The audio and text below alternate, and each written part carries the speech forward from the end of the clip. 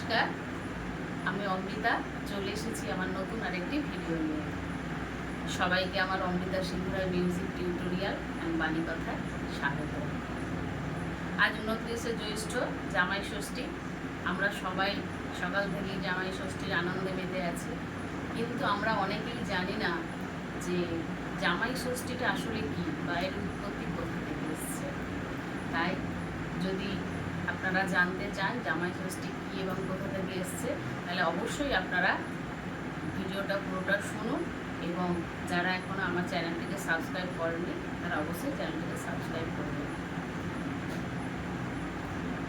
বাঙালির 12 মাসে 13টা ষষ্ঠী হয়। এই 13টা ষষ্ঠীর মধ্যেই একটা হচ্ছে জামাই ষষ্ঠী। এই জামাই ষষ্ঠীতে শাশুড়ি মায়েরা জামাইকে ফোঁটা দেয়, আশীর্বাদ করে, ধূপ প্রদীপ জেলে আশীর্বাদ করে, এবং তারপরে নানান রকম ফল মিষ্টি খাবার দাবার দিয়ে জামাইকে খেতে দেয়। এই জামাই ষষ্ঠীটা আসলে হচ্ছে মা ষষ্ঠীর পুজো। এই জামাই ষষ্ঠীকে আবার অনেকে অরণ্য ষষ্ঠী বা আম ষষ্ঠীও বলে। এটা হচ্ছে মা ষষ্ঠীর পুজো। আমরা সবাই জানি যে মা ষষ্ঠীর বাহন হচ্ছে বিড়াল। তাই কীভাবেই জামাই ষষ্ঠীটা এলো সেইটা নিয়েই আমি এখন আলোচনা করব। এক পরিবারে 2 বধূ ছিল। ছোট বধূ খুব পেটু, খাবার দাবার খেতে খুব ভালোবাসত। তাই সংসারে সে যা রান্না বান্না করতো তার বেশিরভাগটাই সে খেয়ে নিত, এবং যখন বাড়ির লোকেরা জানতে চাইতো খাবারগুলো কোথায় গেল, তখন সে তার বাড়িতে পোষা একটা কালো বিড়ালকে উদ্দেশ্য করে বলতো যে ওই খেয়ে গেছে। এইভাবে নিত্যদিন চলতে থাকে। ছোট বউ নিজে সমস্ত খাবার দাবার খেয়ে নেয় এবং দোষটা সম্পূর্ণরূপে সেই বিড়ালের উপর চাপায়। এতে মা ষষ্ঠীর বাহন বিড়াল একটু মনে মনে ক্ষুব্ধ হয়। সে মা ষষ্ঠীর কাছে গিয়ে জানায় এই কথাটা। তখন মা ষষ্ঠী তাকে বলে, ঠিক আছে, আমি দেখছি।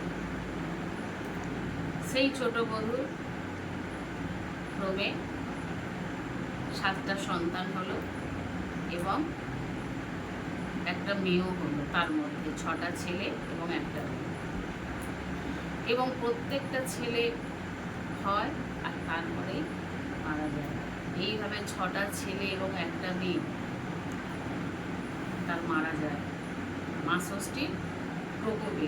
মা ষষ্ঠী রেগে যায় এবং এইভাবে তার উপর তার বদলা নেয়। যেভাবে বিড়ালকে দোষারোপ করেছিল তার উপরেও যেন সেই দোষ চাপে, এইভাবে তার উপর বদলা নেয়। পাড়া প্রতিবেশী এবং শ্বশুরবাড়ির সকলেই সেই ছোট বধূকে রাক্ষসী বলে প্রতিপন্ন করে। তার একটা সন্তানকেও সে রক্ষা করতে পারে না, সব সন্তানকেই সে একে একে খেয়ে ফেলেছে। এইভাবেই সে সমাজে পরিচিত হয় এবং সবাই তাকে একই অপবাদ দেয়, রাক্ষসী বলে।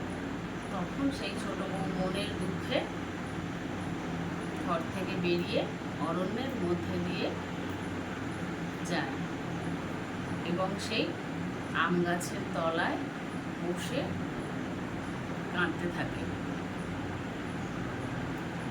তখন তার কান্না শুনে মা ষষ্ঠী বৃদ্ধার বেশে তার কাছে এসে উপস্থিত হয় এবং তার কান্নার কারণ জানতে চায়।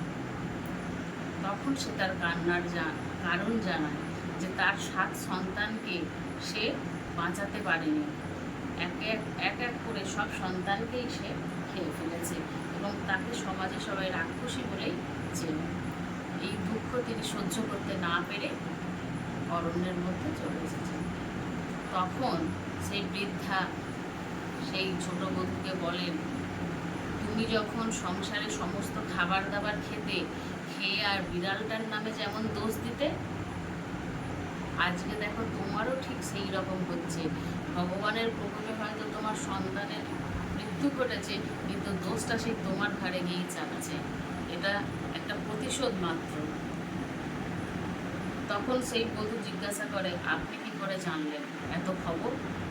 তখন মা ষষ্ঠী তার নিজের রূপ ধারণ করে এবং সেই ছোট বধূ তখন তার কাছে পা ধরে কান্নাকাটি করতে থাকে এবং বলে যে আমি যা ভুল করেছি সারা জীবনে, আর আমি এরকম ভুল কোনোদিন করবো না।